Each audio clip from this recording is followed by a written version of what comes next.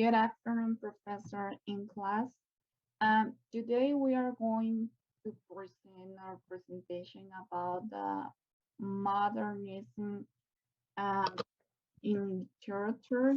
In order to achieve or to understand this topic, we selected some of the most important features, characteristics in authors of this period. So um, our group are composed by Alisson Varela, Stefany Quirós, and Stephen Brenes. First of all, it's important to mention the most essential features of literary modernism. According to Aslan 2019, the modernist period in English literature occupied the years from shortly after the beginnings of the 20th century. The modernist period was marked by the strong international break with tradition, and this break includes a strong reaction against established religious, political, and social views. Because many people uh, have different opinions about these aspects. It's important to mention that moreover, the thoughts that influence um, this form of literature were influenced by two of the most recognized characters of this period. They were Sigmund Freud and Charles Darwin. Another characteristic is that modernist literature came into its own due to the increasing industrialization, globalization, and also technology. So we can say that modernism seeks to find new forms of expression and rejects traditional or accepted ideas.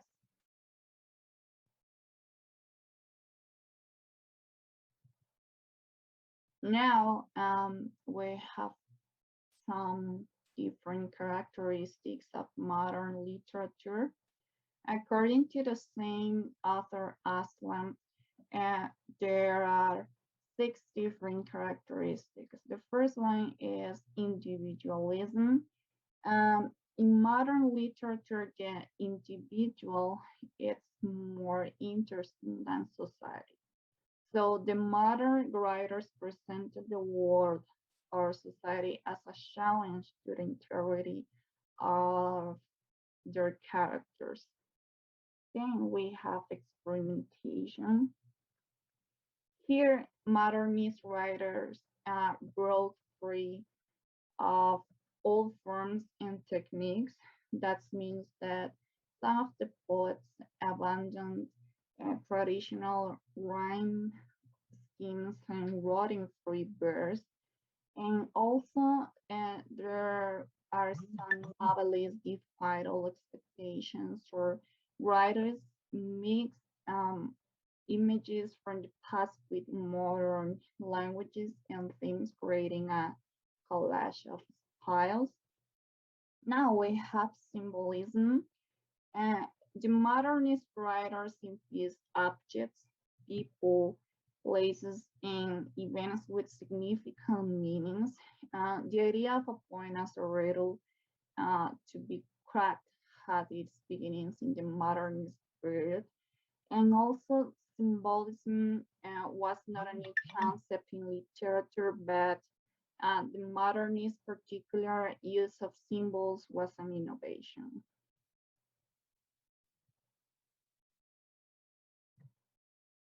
Hello, everybody. We continue with more characteristics about modernism. One of those is absurdity. What is absurdity? Well, absurdity is or is described by the authors as, or they perceive the world as a more absurd place every day. So the mysteriousness of life was being lost in the rush of the daily life. So they were trying, from that point of view, to create or build up a new perspective about the absurdity of the world, of the human behavior, of the society. And it was a product, or it was produced by the World War II, and among other things. But that's why they were trying to see it in that way. The formalism, the formalism is a belief about the poems and novels, also about the language, that they believe that the poems and novels were constructed from smaller parts instead of the organic. And also they were talking about the internal process of earlier generations have described, right? So they were paying attention to that. And also as well, they try to include foreign languages in this type of issues, dense vocabulary, and invented words. So they try um to create and build up more complex ideas and thoughts. Um, because modernists, they are trying to, or they have the desire to to find creativity and originality in this type of issues. Then we talk about the multiple perspective, and pretty much in a very easy way to explain it, it is to emphasize the subjectivity or the perspective of each character, right? Then we have, for example, the authors, or the people that were sorry, um, influenced by this movement. As you can see there, we have Charles Darwin, we have Sigmund Freud, we have Karl Marx, and we have um, Friedrich. Those authors pretty much raised questions about rationality of the human mind. So they were talking about that. They were talking about the rationality and about the behavior of the human mind, of the human life, but also to the human mind. Um, Also, they create like a break, and like a strong reaction to the religious, to the politics, and to the social views. So they were criticizing those type of issues. As well, we are going to talk about each individual. So let's start talking about Charles Darwin. Charles Darwin, in his theory, the evolution and the natural selection, he was using this type of movement to describe, to also analyze his thoughts. And according to this analysis, he was putting those thoughts and ideas in his theories using this type of movement, right? The modernism. Also, we have Sigmund Freud.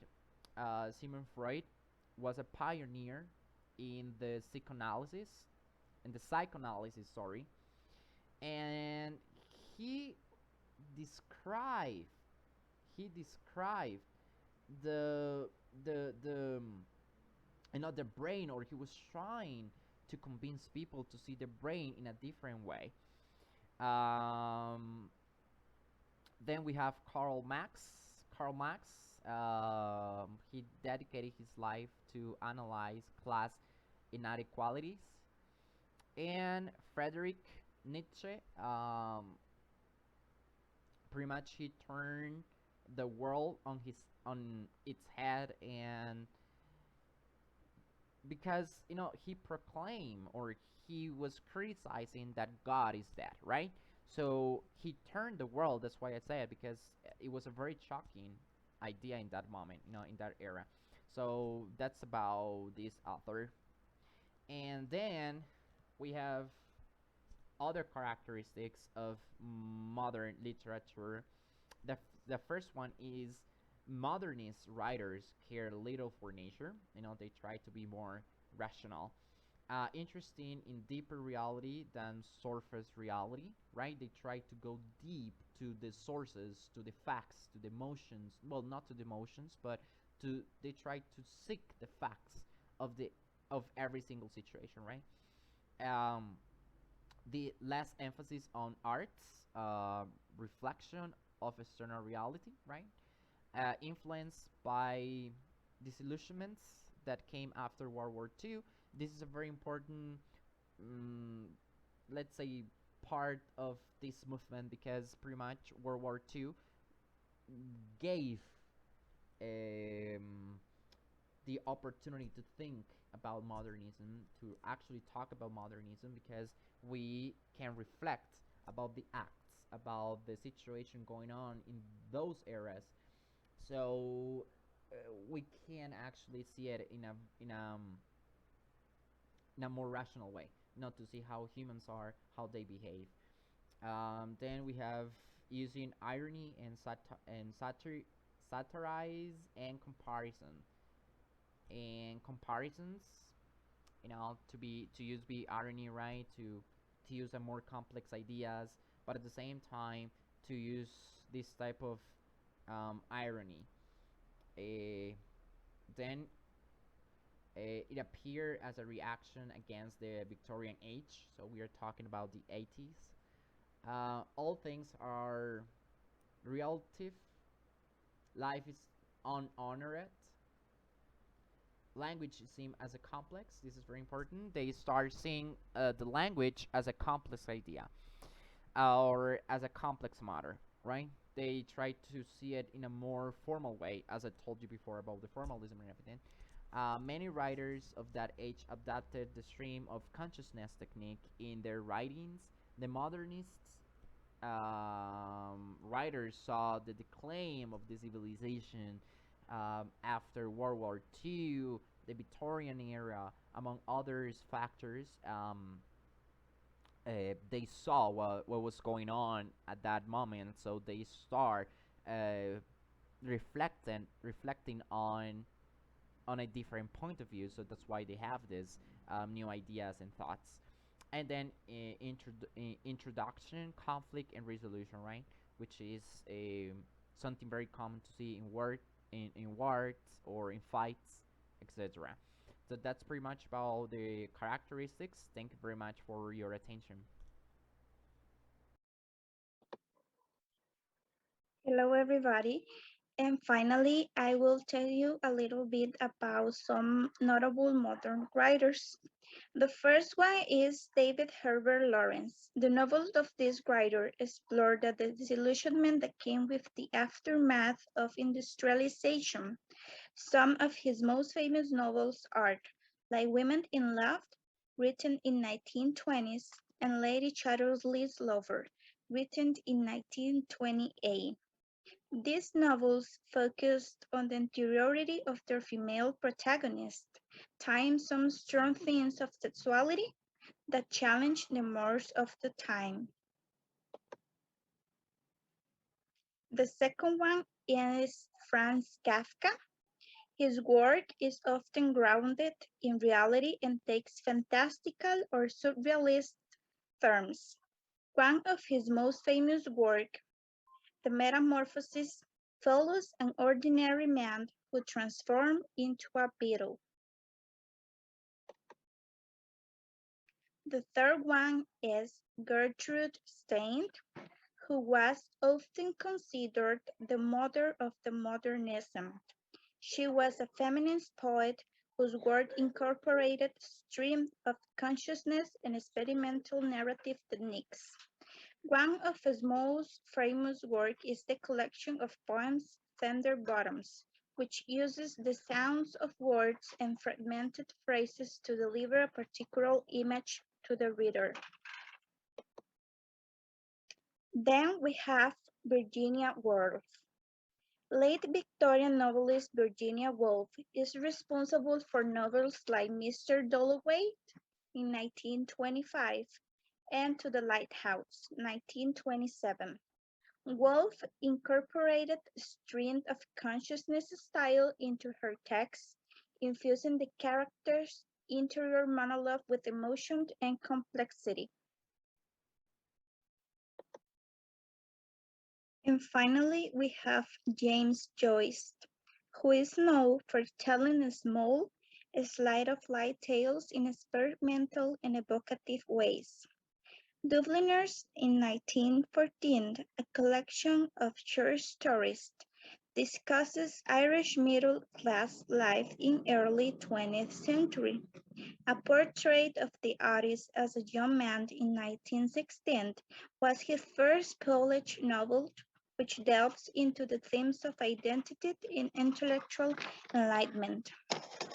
And finally, Ulysses in 1922 is one of his most famous novels, the events of which all take place in a single day and serve as a modern parallel to Homer's Odyssey. Here we have the references, and thank you so much for your attention. We hope that you like it and enjoyed it.